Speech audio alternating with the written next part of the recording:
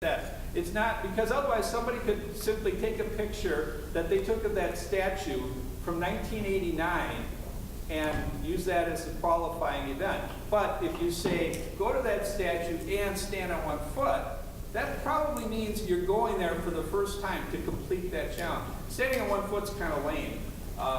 They're usually more creative than that. But that's what a challenge is. And this past summer, my wife and I drove along historic Route 66 all the way down to Texas and back. And we found caches along the way.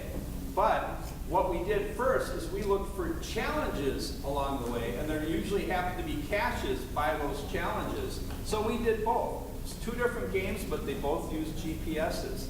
So the way that you would find a challenge is just the way you'd find a geocache pretty much. You go to geocaching.com and you can do a search for caches, or you can do a search for challenges. And I encourage you to check it out. My wife and I have found well over 100 challenges. Wisconsin Janine has found exactly 100 challenges. Oh! But anyway, you may want to check that out. And I know of a lot of people, and I've already kind of said this before, I know a lot of people who strongly dislike challenges. And my own guess is that might be in part because they're kind of ticked off that geocaching.com hasn't brought back virtuals. And from what I'm told, they kind of sort of promised that's what they're going to do, and they didn't. And if a challenge was supposed to be the replacement for a virtual, I wouldn't like it either. I see it as a totally separate game, but it just happened to be real convenient that I can search for both of them at that geocaching.com site. Anyway, again, with challenges, it's get out and do something, not get out and stand there. Susie? Just a little addition. I mean, even though it's sort of a totally separate game, when you're logged in on the geocaching account, it shows separately your smiley count for geocaches, but then it also gives you a challenge count right next to it. So it's still part of geocaching. So in that sense, it's not a totally separate game, but it's a complement to your cache finds. And so I like that. I like seeing my 2 separate numbers. I have 2 finds, 2 challenge finds, which is exciting because I just learned about it recently.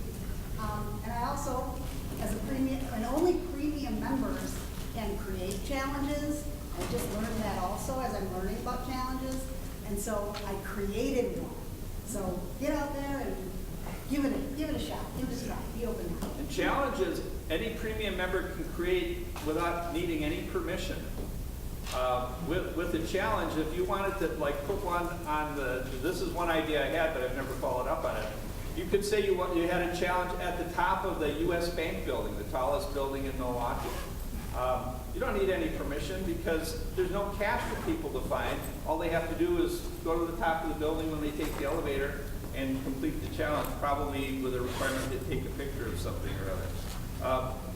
And there's no approver or reviewer either. You could publish the most ridiculous challenge and it'll be up on the website, but any geocaching.com member, without even finding it, can click thumbs up or thumbs down. And if it gets enough thumbs down, geocaching.com will remove it.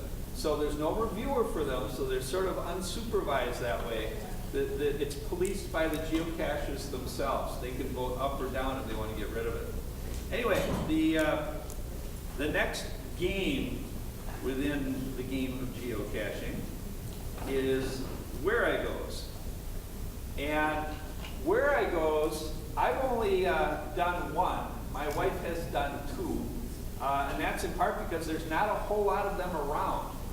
But a Where I Go is sort of a combination of geocaching and video games and adventure. Let me explain that. There's a lot of people nowadays who will sit in front of their computer or their TV set and play some type of a video game where they're shooting bad guys or going on some adventure trying to find something in a castle or whatever.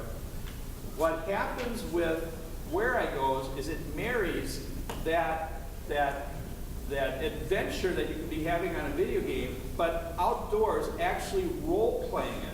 So for example, there could be a Where I Go where you have to go to a certain location and interact with a pretend ghost or monster or knight in shining armor or whatever. And what will happen is your GPS, and there's only certain GPSs that'll do this, I'll cover that in a second. What will happen is you may have to go to a certain coordinate right here, let's say, and when you get there, your GPS is going to sense you're at the proper coordinates, and now you'll get a new message transmitted to your GPS saying, okay, now that you're here, you have to climb over this and go to this, and you have to speak with Mr. Brumley. And you go to those coordinates, and all of a sudden a simulated Mr. Brumley will show up on your GPS with your next instructions and your next instructions. And so you're actually role-playing whatever the game is, but you're actually doing it outdoors. The drawback with Where I Goes, a couple things. It only works with certain Garmin GPS units. It works with a Garmin Oregon, it works with a Garmin Colorado, I believe, and smartphones, if they have a Where I Go app, it'll work with those. But they're pretty cool. It's sort of like a multi-cache, but you get the messages fed to you when you show up at those different locations. With a Where I Go, you have to preload into your GPS what's called a cartridge, which is the game instructions basically, and they come alive when you get to those coordinates. Most people I know that have contemplated doing a Where I Go have to hang around with somebody who has a Garmin Oregon, otherwise they can't receive the signals. I have an iPhone, so I can get it that way.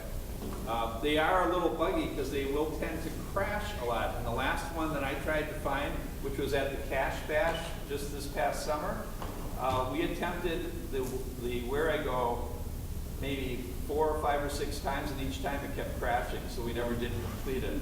But a lot of people did complete it, and they had a blast. Yes? What do you use on your iPhone for that? There's an actual free app on the iPhone called Where I Go. Where? Yeah. What about Android? Where you I think it's go. where you go. Yeah. I don't know if Android has one, but I would think they probably do. Yeah. Where you go. Where you go, okay. Yeah, and if you, by the way, if you do have any questions, since I'm a little light on material, feel free to interrupt. Yes? I just wanted to say that I've done the Where I Go in Mount Forest. It's called Trolling Mount Forest. It is so much fun. And anyway, just wanted to recommend that one. Cool. Again, these are all of these different games aren't going to appeal to everybody, but they're things that can really spice up geocaching. And you know, I like to think that for Kim and I, the main thing for geocaching for us is the adventure. And that we're spending time together playing outside. But when I think about it, if it wasn't for some of these other games, and again, I haven't even talked about challenge and caches yet, but if it wasn't for a lot of these games, I don't know if we would really be caching a whole lot. These various games have really spiced things up a lot in geocaching for us. Anyway, the next type of game is spin-offs of board games or TV games. And with those, there are a number, well, I'm only speaking from limited experience of the ones I'm familiar with in southeastern Wisconsin. But some of the examples would be, first of all, Battleship.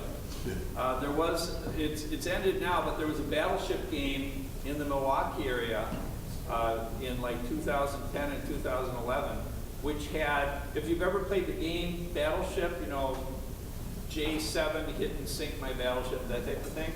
There was, I think like 10 wide by 10 deep, there was a board with like 100 squares, a simulated battleship game. And each of those squares was a geocache. So there were 100 geocaches hidden in like a 4-county area around here. And you have to find the geocache, and then they would either say hit or miss. And you potentially were trying to sink the battleships. And when you sunk all 5 ships, you'd have the coordinates for the final, the grand finale. It was a lot of fun, and there were a lot of geocachers involved in hiding these 100 caches. It was quite a monumental effort. Another game that just ended about 2 or 3 weeks ago was a game called Survivor, and it was based on the TV show Survivor, where the way it started out is there were 12 geocachers who found a cache. They were the 12 contestants. And each month, or about each month, a new cache would be hidden. And then those 12 contestants, and anyone else could, but those 12 contestants would have to hurry and get over to that cache because one would get eliminated, whoever found it last. So it went from 12 to 11 to 10 to 9. And that game finally ended 3 weeks ago after almost a year of play. There's also another Survivor game that's going on southwest of us, I think mainly in Walworth County. There's another one up in the Fox Valley area that's going on as well. And the reason I mention it is because although it's too late for you to get in on that Survivor edition, if you ever did want to get into one, I'm sure another one will pop up, and now you're aware of what it is, and you would be potentially one of the contestants. Or you could even create your own spin-off game of some TV show where you would host it. And with these spin-offs, they're usually competitive. You know, usually with when you're finding caches, whether alone or with a group, you're just out there having fun. But if it's something like Survivor, there's only going to be one winner. And John, who was that one winner? Well, funny you should mention that. I wasn't going to say anything about that, but it was my wife and I. We were the survivors. I really wasn't going to mention that. But as long as we're on that subject, I just have to tell you, with that Survivor game, if you do want to get involved in a competitive one like that, I do caution you that